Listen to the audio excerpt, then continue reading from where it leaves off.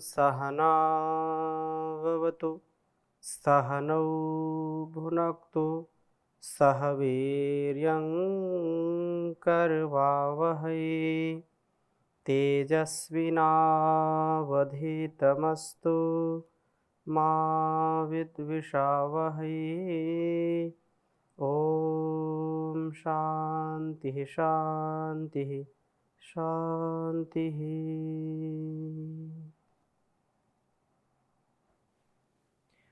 वैदिक जीवन पद्धति की इस कक्षा में आप सभी का हार्दिक स्वागत है, अभिनंदन है। वेदो अखिलो धर्म मूलम, वेद सब सत्य विद्याओं का पुस्तक। वेद का पढ़ना, पढ़ाना, सुनना, सुनाना तथा अपने आचरण में लाना हम सभी श्रेष्ठ जनों का, आर्यों का परम कर्तव्य है। अपनी निरंतरता से इस सद्गति की ओर हम आगे बढ़ते चले जाएं। और संसार क्योंकि परिवर्तनशील है, हर क्षण हर पल यहाँ नया परिवर्तन आता है। जो इस संसार की वस्तुएं हैं, व्यक्ति या स्थान है, उसमें निरंतर परिवर्तन चलता रहता है। हम इन परिवर्तनों में अपने जीवन का परिष्कार कर पाएं,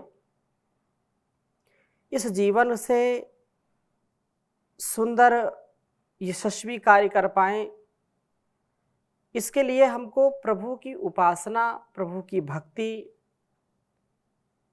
जरूर करनी चाहिए। अध्यात्ममय जीवन होना चाहिए। जितना अध्यात्ममय जीवन होगा उतना उतना हम इस प्रगति के पथ पर अग्रसर होते चले जाएंगे। और प्रगति के पथ पर कभी भी हमारा विनाश नहीं होगा, विकास ही विकास होगा। हम विकट संकट में भी कभी भी विचलित नहीं होते हैं। हमारे सभी कष्ट नष्ट हो जाते हैं यदि हम प्रभु की भक्ति करते हैं, ईश्वर प्रणिधान के साथ जीवन के उत्तरदायित्वों का निर्वहन करते हैं। माता पिता, पति पत्नी, बेटा बेटी, बहन भाई भाई, मित्र मित्र, गुरु शिष्य, संसार के जितने भी संबंध हैं, जितने भी उत्तरदायित्व हैं, जितनी जिम्मेदारियां हैं, उन जिम्मेदारियों में कभी भी उलझन नहीं होती। कभी भी ऐसा कोई मन को दुखी करने की स्थिति उत्पन्न नहीं होती जब हम स्वाध्याय नित्य करते हैं, प्रभु की शरणागति में रहते हैं, अच्छे लोगों की संगति में रहते हैं, प्राणायाम, ध्यान, जप, उपासना करते हैं। तो किसी भी परिस्थिति में हम हों, मन स्थिति हमारी एक समान रहती है। परंतु जब हम इससे विभिन्न जो विचार आते हैं, स्वार्थ के विचार आते हैं, यदि संकीर्ण, यदि विचार आते हैं लोभ के, विचार आते हैं क्षणिक सुख के, तो उससे व्यक्ति विचलित होता है। उससे उसका जीवन अत्यंत निष्क्रिय हो सकता है, अत्यंत क्रूर हो सकता है। वह व्यक्ति अपनों से दूर हो सकता है। बहुत सुंदर चर्चा आई है कि संसार की गति, हम इस संसार में दो प्रकार से जीते हैं, योग पूर्वक, युद्ध पूर्वक, शांति पूर्वक, क्रांति पूर्वक। यदि धर्म की स्थापना के लिए क्रांति करनी पड़े, युद्ध करना पड़े, तो कोई इसमें आश्चर्य नहीं और कोई इसमें विस्मय नहीं, कोई इसमें पाप नहीं। परंतु यदि हम अपने स्वार्थ के लिए, अपने क्षणिक सुख के लिए युद्ध करते हैं, छल कपट करते हैं, द्वेष करते हैं, तो यह व्यक्ति को भी, परिवार को भी, समाज को भी उन्नति नहीं अपितु अवनति की ओर ले जाने वाला व्यवहार हो जाएगा। इसलिए हमको यदि अवनति से बचना है, व्यक्तिगत जीवन की उन्नति, पारिवारिक उन्नति, सामाजिक राष्ट्रीय उन्नति यदि हम चाहते हैं तो उसके लिए कल्याणी वेदवाणी का स्वाध्याय करना और शरीर से शोभायमान होते हुए परस्पर विरोध का या वैमनस्य का भाव मन में आने ना पाए। ऋग्वेद के छठे मंडल के 25वें सूक्त का चौथा मंत्र आपके समक्ष में रखता हूं। बहुत ही सुंदर वेद मंत्र है और बहुत कुछ हमको इससे सीख मिलेगी। मैं वेद मंत्र लिखता हूं पहले। ओम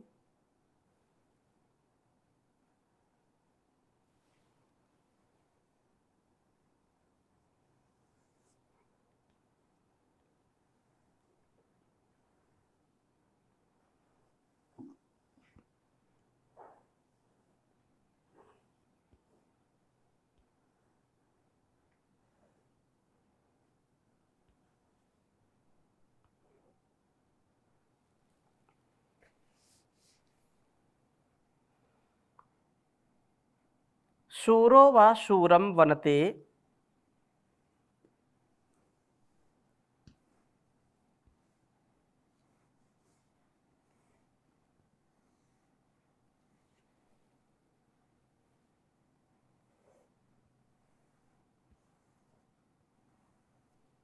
शूरो वा शूरम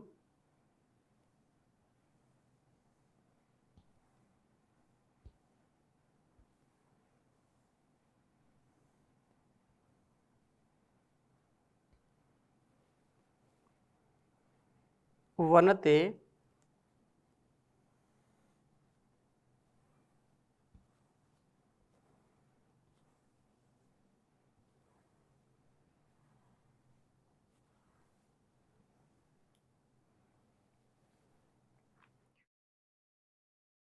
शरीरैस्तनूरुचा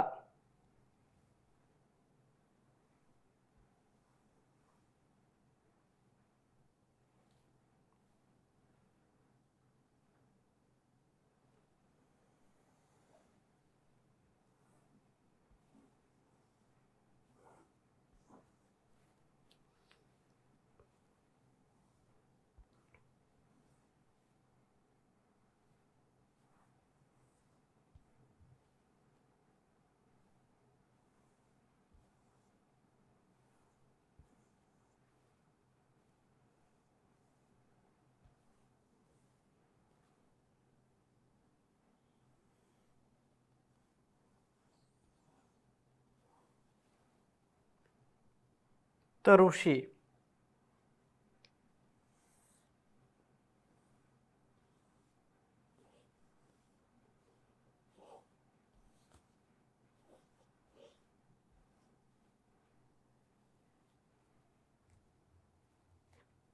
तरुषि यत् किण्वैते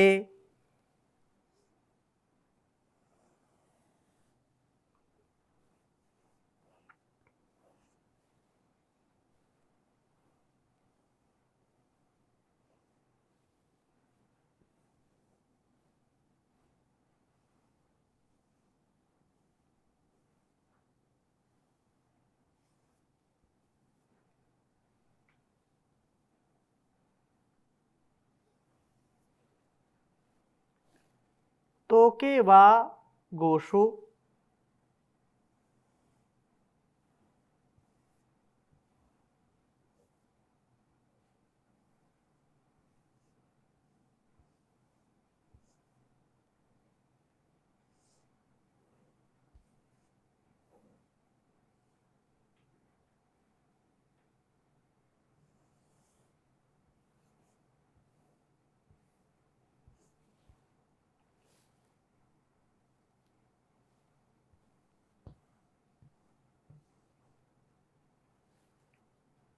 तनये यदप्सु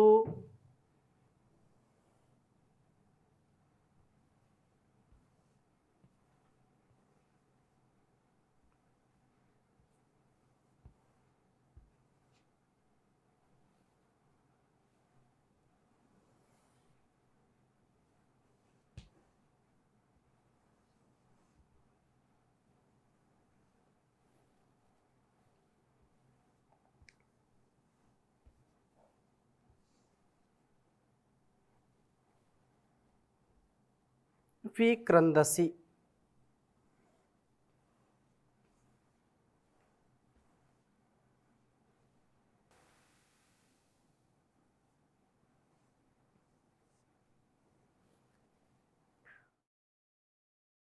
उर्वरासु ब्रवीते।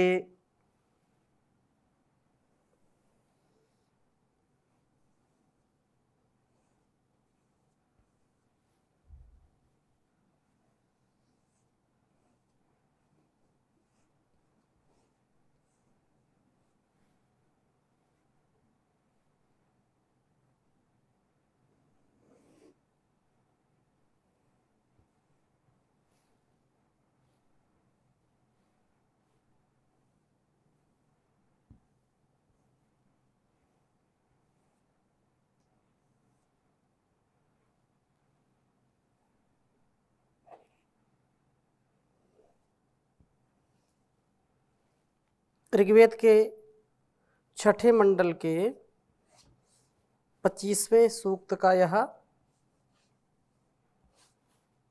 चौथा मंत्र है। बहुत सुंदर वेद मंत्र है। ओम शूरो वशूरम वनते शरैरस्तनुरुचा तरुषि यत्कृण्वैते तोके वागोषु तनये यदप्सु विक्रंदसि उर्वरासु ब्रवीते।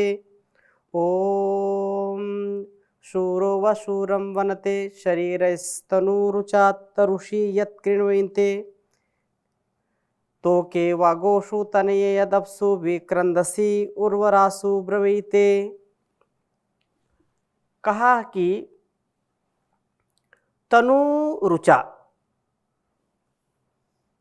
शरीर से शोभायमान होते हुए परस्पर विरोधी दो पुरुष यत जब तरुषि युद्ध में कृण्वैते संग्राम को करते हैं, तब शूरः शूर व निश्चय से अशूरम वनते अशूर को पराजित अर्थात नष्ट करता है। जब युद्ध होगा तो जो बलशाली है, जो शूर है, जो धीर वीर गंभीर है, वह असुर को जरूर, जो अशूर मतलब जो शूरवीर नहीं है, जो कमजोर है, उसको निसंदेह वो हराएगा ही हराएगा, उसको पराजित करेगा और नष्ट करेगा, उसको नष्ट करता है। तो के वा और पुत्रों के निमित्त, गोशु गौओं के निमित्त, तनये पौत्रों के निमित्त, यद जब अपसु जलों के विषय में, अथवा उर्वरासु सर्व सस्याढ्य भूमियों के निमित्त, क्रंदसी एक दूसरे का आह्वान करते हुए विब्रवीते विवाद करते हैं, तो ऐसे प्रसंगों में शूर असुर को पराजित करता है। सो प्रभु की उपासना से हम शूरता को प्राप्त करने का प्रयत्न करें। प्रभु की उपासना ही हमें शूर बनाती है, हमको सशक्त बनाती है।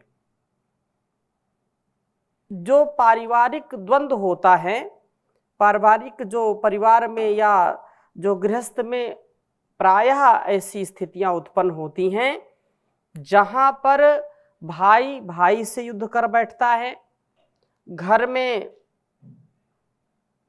माता पिता से भी बच्चे युद्ध करते हैं। युद्ध का मतलब वाक युद्ध होता है, कहीं कहीं मारपीट भी होती है।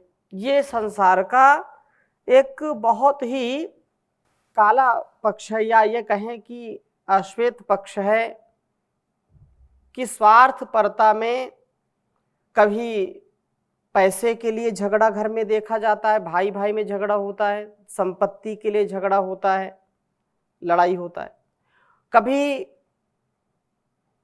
पशुधन के लिए, पहले पशुधन होता था इसलिए पशुधन के लिए भी युद्ध करते थे, घर में कलह करते थे। कभी बच्चों को लेकर के झगड़ा होता है, कभी कैसे, कभी कभी फसल को लेकर के विवाद होता है।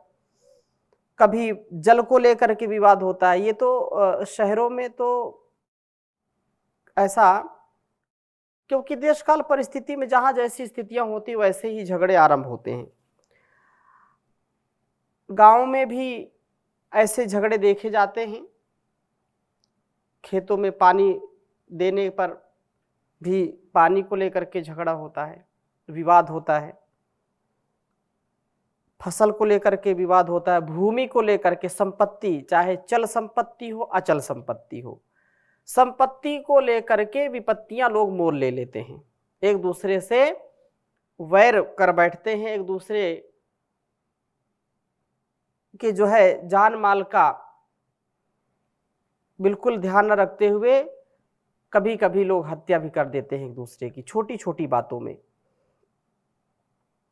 तो यहाँ पर यह प्रसंग है कि वास्तव में जो संकीर्ण विचारधारा का है, जो कमजोर है, जो वास्तव में शूरवीर नहीं है, शूरवीर का तात्पर्य केवल शरीर से नहीं, अभी तो जिसका आत्मबल बढ़ा है, जो मनोबल से बढ़ा है, जिसका व्यक्तित्व, कृतित्व, नेतृत्व सामर्थ्य अधिक है, जो निश्चल है, निष्कपट है, निर्द्वंद्व है, निरहंकार है, ऐसा व्यक्ति भी बलशाली होता है, ऐसा व्यक्ति भी शूरवीर होता है, जो ब्रह्मचर्य से युक्त होता है, जो अपने तेजस्विता से, अपने ओजस्विता से सबको मोहित कर लेता है, ऐसा व्यक्ति भी शूरवीर कहलाता है।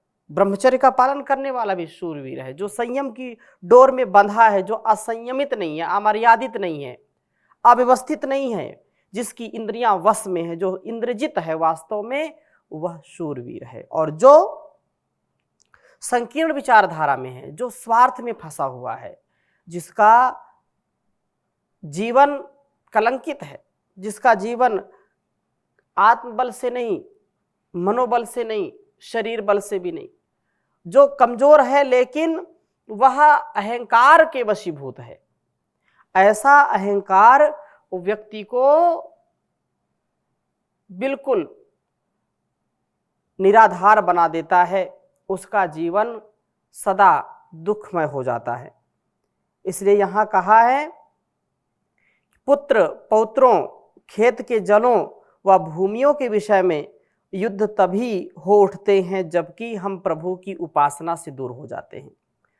जो व्यक्ति प्रभु की उपासना नहीं करता है, जो व्यक्ति स्तुति प्रार्थना उपासना से वंचित है, जो व्यक्ति भजन नहीं करता, ईश्वर का चिंतन नहीं करता, जो व्यक्ति स्वाध्याय नहीं करता, जो व्यक्ति सत्संग नहीं करता, जो बड़ों की सेवा नहीं करता, ऐसे व्यक्ति ही इन छोटी छोटी बातों पर विवाद करते हैं, छोटी छोटी बातों में घर में कलह बढ़ा देते हैं, छोटी छोटी बातों से व्यक्ति के लिए दुख, अपने लिए भी दुख और दूसरों के लिए भी दुख उत्पन्न करते हैं। यदि प्रभु की उपासना व्यक्ति करेगा, यदि प्रभु की भक्ति करेगा, तो वो उसको इतनी शक्ति मिलेगी, छोटी छोटी संकीर्ण और ये तुच्छ बातों में कभी भी वह परेशान नहीं होता है, वह कभी भी अपने को भी और दूसरों को भी अशांत नहीं करता है, वह शांतमय जीवन जीता है और कभी भी स्वयं और दूसरों के लिए वह एक प्रकार से विपत्ति न लेता है न देता है, वह सदा शांति में, आनंद में और सौहार्द में जीने का प्रयास करता है।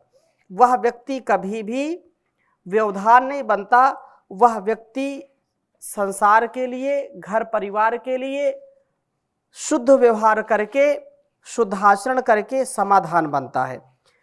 इसलिए यहाँ पर ये प्रार्थना की है कि हमारा जीवन उपासना से युक्त हो, हमारा जीवन कभी भी इस प्रकार से ना हो जो हमको गर्त की ओर ले जाए, अपितु हमारा जीवन ऐसा हो जिससे हम सुंदर जीवन जिएं और कभी भी इस दुर्गुण, दुर्व्यसन, दुर्व्यवहार में न फंसते हुए शुद्ध विचार हो, शुद्ध ज्ञान, शुद्ध कर्म और शुद्ध उपासना से हम युक्त हों। यही जीवन जीने का एक अच्छा ढंग है। जो प्रभु की भक्ति करता है, जीवन में सुख शांति चाहता है और दूसरों को भी ऐसा ही बना देता है। इसलिए यहाँ पर जो वेद मंत्र हमको संकेत कर रहा है कि यदि हम अपने घर परिवार में, अपने जीवन में सुख शांति चाहते हैं तो हमको कभी भी संकीर्ण विचारधारा में नहीं जीना चाहिए। कभी भी हमारा जीवन स्वार्थ के वशीभूत ना हो। हम स्वयं इतने सुंदर जीवन जीने वाले हों जो लोग उससे कुछ प्रेरणा लें, उससे कुछ जीवन का विकास हो, विनाश ना हो। क्योंकि हम विकास के लिए आए हैं, विनाश के लिए नहीं आए हैं। और शुद्ध ज्ञान, शुद्ध कर्म, शुद्ध उपासना से युक्त हों। तो यह वेद मंत्र जो हमको बता रहा है कि छोटी छोटी बातों में कौन झगड़ते हैं, जो ईश्वर की भक्ति नहीं करते, ईश्वर की उपासना नहीं करते। हम ईश्वर की उपासना करें और बड़े लक्ष्य को जीवन में उतारें, अपने लिए, अपनों के लिए हम और संसार के लिए उपयोगी बने। यही सच्चा जीवन है इंसान का। नहीं तो फिर जब छोटी छोटी बातों में लड़ेंगे, झगड़ेंगे तो जीवन का उद्देश्य हमको प्राप्त नहीं होगा। और बहुत सुंदर बात कही है वह इंसान सच्चा जो किसी के काम आता है, दुखी होता दुखी को देख कर आंसू बहाता है। विषय और वासना में ही समय अपना गंवाए जो, कमाए पाप से दौलत बुराइयों में लुटाए जो, वह नर इंसानियत के नाम पर धब्बा लगाता है वह इंसान सच्चा जो किसी के काम आता है।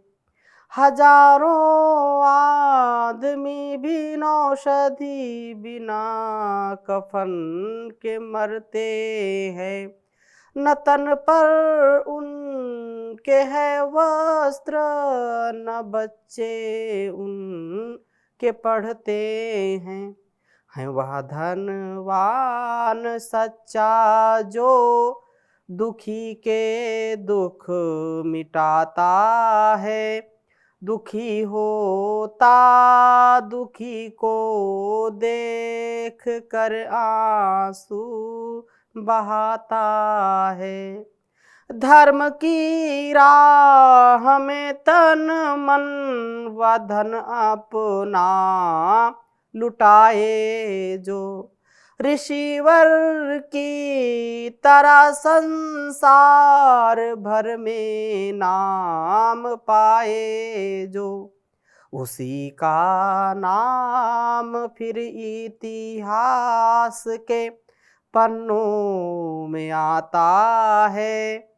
दुखी को देख कर वह भी खुद ही आंसू बहाता है वह इंसान सच्चा जो किसी के काम आता है। ओम शांति शांति शांति।